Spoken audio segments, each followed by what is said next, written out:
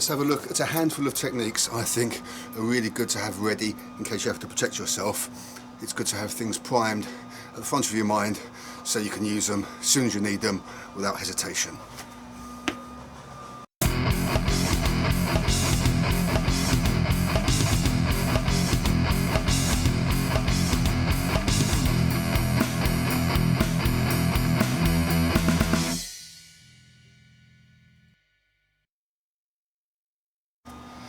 Hello, I recently made a video talking about the way you ought to have a plan and an idea of what you're going to do if you get into a fight. If there's a little bit of trouble, usually it won't be expected. I mentioned a plan a little bit, and I mentioned how a long time ago I'd hold my hands up, pretty poor guard actually, not as it should be, and not really know what to do. What do I do now? I knew I was supposed to punch somebody, I knew they were going to try to punch me, but I had no eventualities, nothing ready to do in the case of certain scenarios. First of all, you can't be too broad.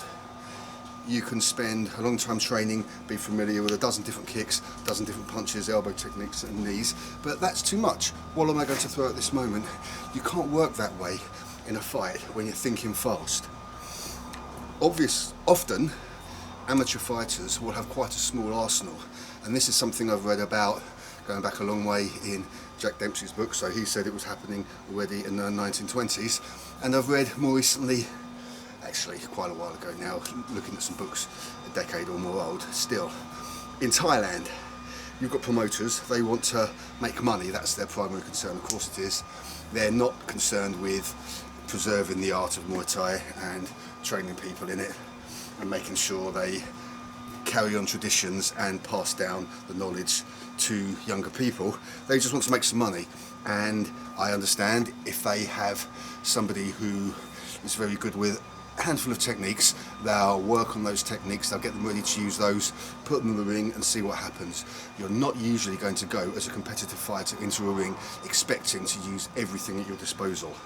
Of course, if you're a professional fighter or even semi-professional training for a particular fight, you'll watch the opponent extensively, look at what they usually do, try to work out what they're going to do when it comes to your fight. What's practical in the ring isn't necessarily practical outside the ring. This is obvious, of course. A lot of very useful kicks in the ring you may not want to risk outside, not only because you're on uneven terrain and you don't know who else will be around, there might not be enough room to flail kicks around and not damage yourself in the process. Of course, there's something I briefly mentioned in my previous video. If somebody is pushing you around a bit and you start kicking them and hurting them, you could be in a lot of trouble with the law. I do understand that there can be situations where that's not your primary concern, because self-preservation is, and even more, preserving other people you care about, most important thing of all. A lot of the time you'll have people use kicks in the ring, cartwheel kicks, spinning kicks. They expect them to work, they expect to land those techniques, but they know if they're caught, if they make a real mistake and they do a cartwheel kick and they end up lying on the floor, they're probably not going to die. Whereas in the street, that could happen. You don't know what's going to happen. We'll mention briefly, a couple of people made replies to my previous video, my last video, and they mentioned that it's getting a lot worse out there. It is. There's knife crime, there's a lot of problems. At the moment we still don't have too high a chance of encountering somebody with a gun in Britain. Not yet, at least. It is getting worse out there. I don't want to get political. I'm not saying I'll never make any political observations in a video, but certainly not at the moment. It's getting worse, but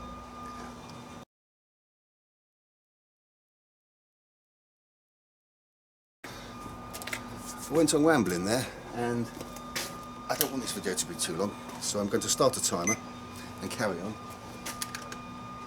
And I'm going to try not to ramble and get to the point, because that's a problem I have.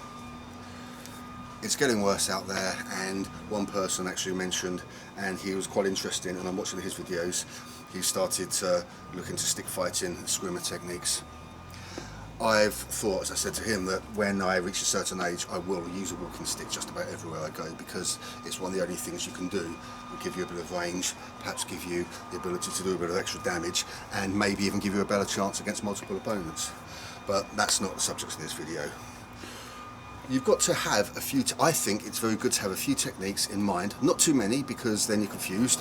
You get into that moment when a fight starts, adrenaline starts running, and if you've got to start scrolling through in your head a number of possibilities, that's going to be a problem. That's going to slow you down.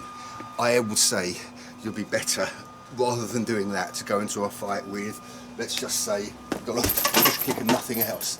At least you've got something you're going to pull out quickly. I'm not suggesting that, but it's better than being overwhelmed with too much choice. You've got to be adaptable. You can't expect them to do a specific thing. This is a problem I had with Shotokan Karate. Not with Shotokan Karate, a problem I had training in it. I expected to be able to block and then think about what I'm doing next and to react in each split second. Of course you can't do that, and I didn't reach, in those days when I was younger, the stages where you learn to apply a lot of what you used in katas and training individual techniques into something cohesive enough to use in a fight. With hindsight, I'm not sure the club I went to would have had anyone who could have done a very good job of that anyway. It's another subject. It's a good idea to have a few techniques, but you've got to be adaptable and realise what you expect to happen may not necessarily be what happens. Make sure you're not overwhelmed. Now I want to talk about muscle memory for a moment or two. People sometimes misunderstand the term. It's not that your muscles are remembering anything, it's that you learn to send a signal from your brain that tells you that I'm not just moving my arm up, moving my arm to the right, moving my arm out, opening my hand, but it tells you to do all that in one go. So you've memorised a sequence like a macro perhaps with a computer, and when you trigger this in your mind, this happens and you don't have to consider each individual step. It's not easy to do that, and it takes a long time. My experience primarily was with as a musician, and I can remember when I was young, it was actually the first time I did it was part of the guitar introduction to Metallica's For Whom the Bell Tolls, and it's just a repeating part, and I couldn't do it. I'd only been playing for a little while. I was actually a bassist, and I sat in a history lesson with a wooden ruler, fingering the pattern, and that was it. A couple of times doing that, and I could do it, no problem. It's really good to train things like that. It's easier with a quick fingering because there's not as much involved, there's not as many muscles involved, and you're not moving as far. If you think of a technique, a combination with 5 or 6 moves, that takes a while. So whereas you can practice fingering many times in a few minutes, it takes you a bit longer. So it's longer to get the techniques ingrained into your brain with combat sports. But you can do it. It's easier, I find, with short combinations. Something you have learned, you've practiced so often that your body just says straight hook, and you don't have to think about it. But I found, even with my favoured technique, which I'll talk about in a moment, as soon as I apply a couple of other things to it, I need to practice it extensively before it becomes really natural. One I like in particular, and it's the one I used in the introduction, is an elbow, a probing elbow. Doesn't mean you can't strike with it, but this is to feel the range, and once you get it there, and hopefully you're in contact with your target, then you spin around really quickly. Got a nice hard elbow, it can come straight, it can come over. And what I have in mind is that people often won't expect it, because if you are in a fight with somebody in the street, they're usually not highly trained, not so much the case these days, and they don't have to be trained to be dangerous, but they're probably not going to expect elbows. A lot of the time, I know probably is a dangerous word, a lot of the time, especially in pubs and things like that, there's a lot of this, a lot of pushing like that. When somebody's doing that, they don't want to fight. They're trying to intimidate you into not fighting. And this would go against a bit what I said in my previous video. I still do maintain that you want to diffuse a situation where you can, but if you know that's not going to be possible, if somebody's that close to you, it's a perfect time, and you're already inside, and it's a perfect time to do that. And I think the point of that is they might think that it's not too offensive to them. If you step back and punch them, you're not close enough for that one. Hook, perhaps, but if I'm given a choice, I will choose the elbow over a hook. Less likely to damage yourself, and that's why I favour elbows in particular, being a musician, and that's what first really appealed to me about Muay Thai when I began to learn it.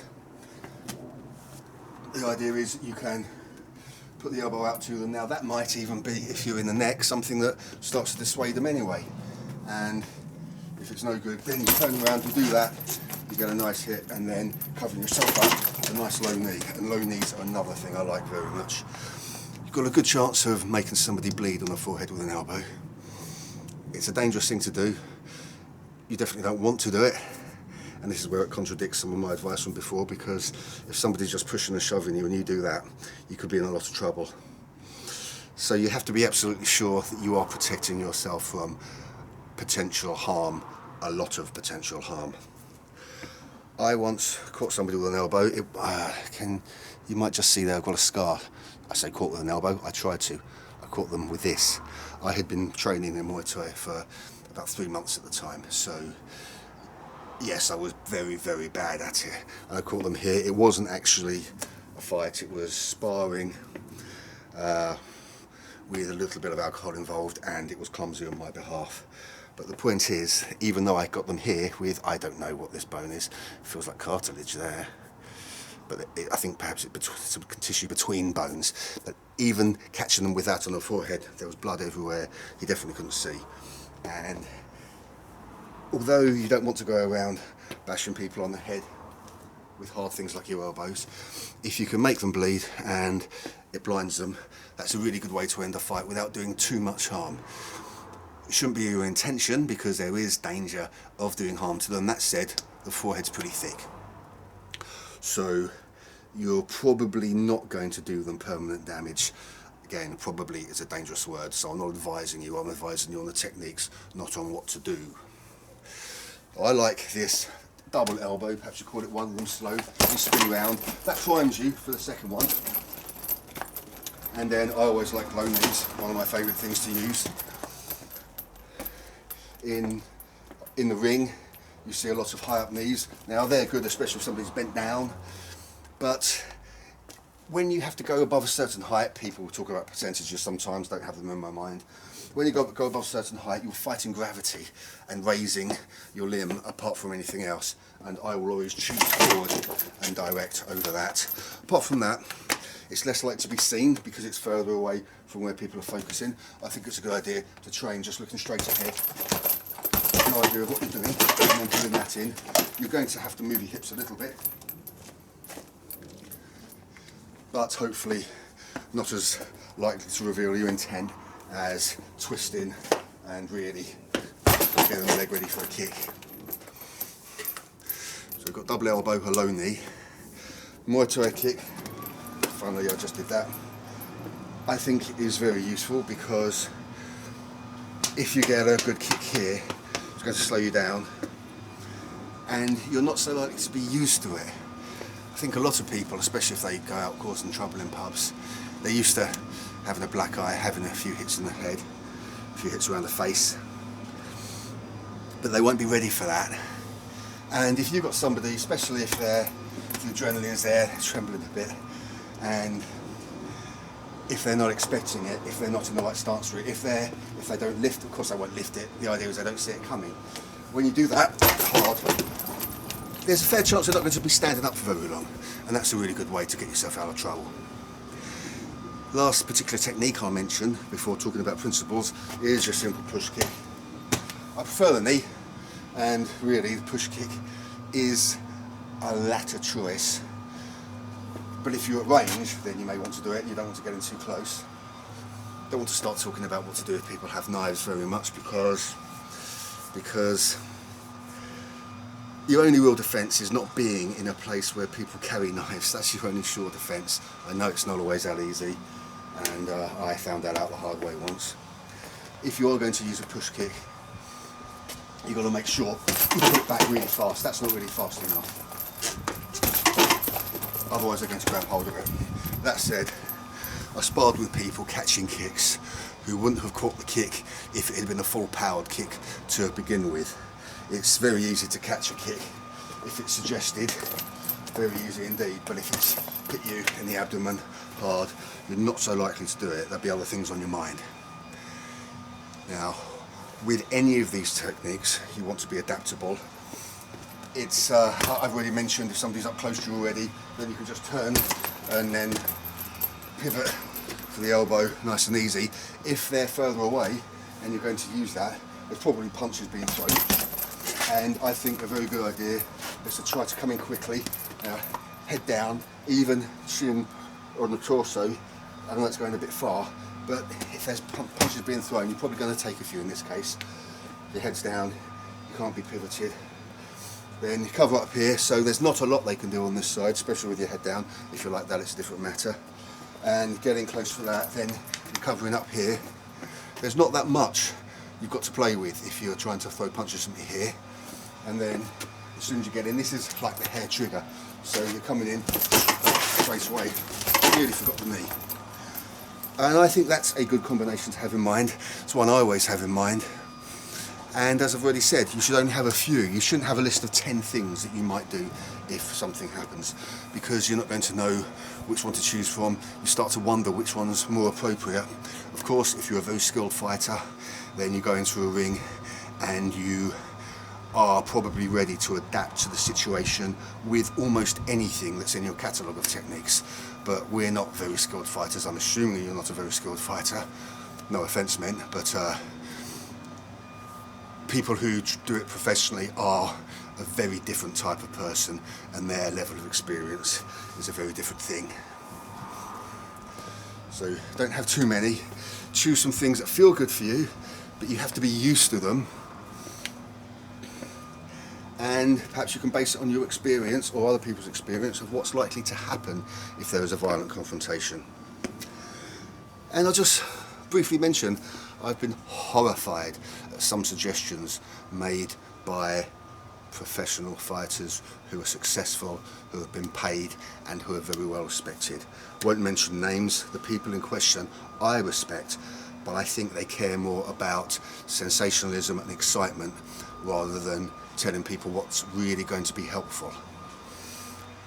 No names mentioned. One person in particular, I've seen him teach on a video a couple of years old that if you get into a fight, beat anybody with this one technique, punching the solar plexus. It hurts, of course it hurts, but that said, it's not as simple as he has put it. If punching me in the solar plexus isn't going to have the same effect on somebody who hasn't spent half their life drinking more beer than anybody has a right to drink. When I used to try it when I was younger, we were told this was, I think it was in the Kung Fu I was doing for a while, it was fingers, and that's a bad idea. You're going to break them. Do that, just punch. You might even elbow if you've got the right sort of stance.